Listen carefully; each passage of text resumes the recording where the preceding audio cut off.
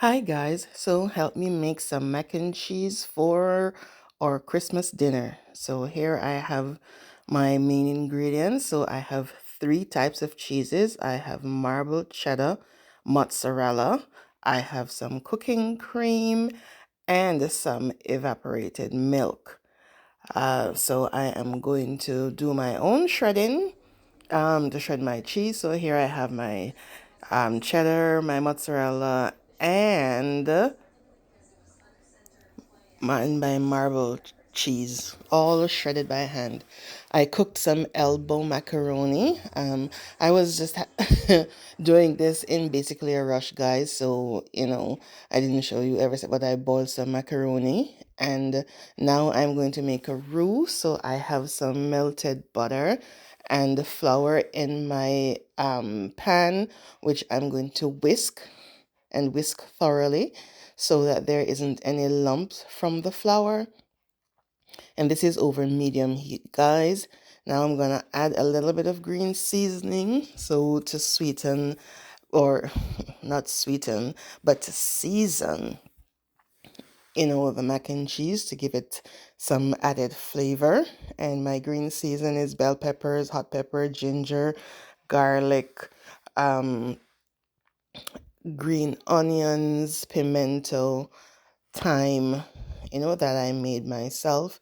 So now after I've incorporated the green seasoning, now I'm gonna add my cream. So I add my cooking cream. I just had two small boxes, and I added both those, and this is over medium to low flame. And I'm gonna also add my condensed milk, and I'm gonna continue whisking because we don't need any lumps in the mac and cheese.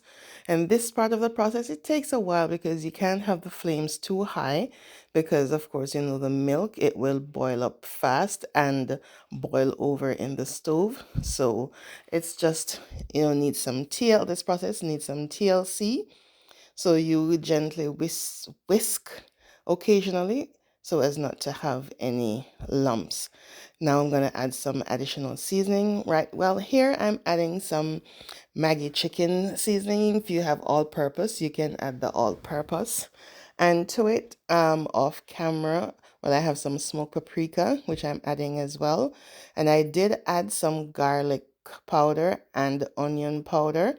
And guys, at this point, you can do your taste test to see if your sauce is seasoned to your liking. But remember to be careful to add any salt because the cheeses are salty. And now I'm not entering. Oh my gosh. Now I'm adding my cheeses, and I don't just add all the cheese in one go. I'm adding the cheese, like a handful at a time.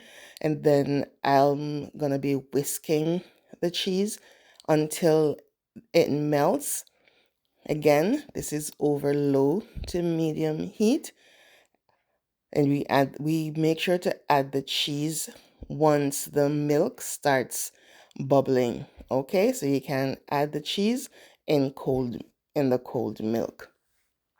So continue whisking, and you can see that the sauce is thickening.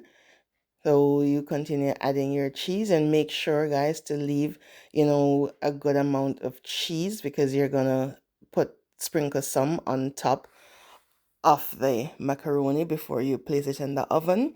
So continue whisking your cheese until everything is melted and your sauce has a nice consistency, just like mine.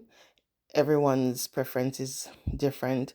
So now I have put the cooked macaroni into the sauce. I find that I work with it better this way, to put the macaroni in the saucepan while the sauce is still bubbling, and then I separate the macaroni and just make sure that all the macaroni is coated in the cheese, you know and I use my wooden spoon to break up any clumps or any lumps of macaroni that was in my colander. So make sure everything is evenly coated with the cheese. This is also creamy and cheesy, guys. It tastes delicious. Now I'm gonna pour it in my baking tray, and I'm just, spreading it out to make sure that the macaroni is all leveled, because I'm gonna now put the cheese on it. So I'm gonna sprinkle cheese all over the macaroni, and at this point I'm gonna turn my oven on to 350 degrees. And guys, just make sure you know your oven. Some ovens, the temperatures are different. So I'm gonna bake this for 30 minutes in my oven at 350 degrees. So make sure there is enough cheese to coat it, because this is a cheesy mac and cheese. Okay, so I have my cheddar, and now I'm gonna add the remaining cheese. And guys, again, this is all according to your preference. Okay, and now I'm gonna sprinkle a little additional paprika, because once it's baked, it'll have that nice color of the mac and cheese.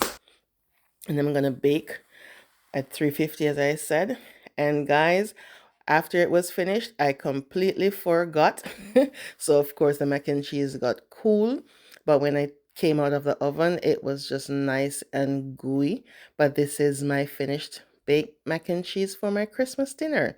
You can give it a try. It's oh so yummy, nice and cheesy. I hope you guys enjoyed your Christmas dinner too. Thanks for watching.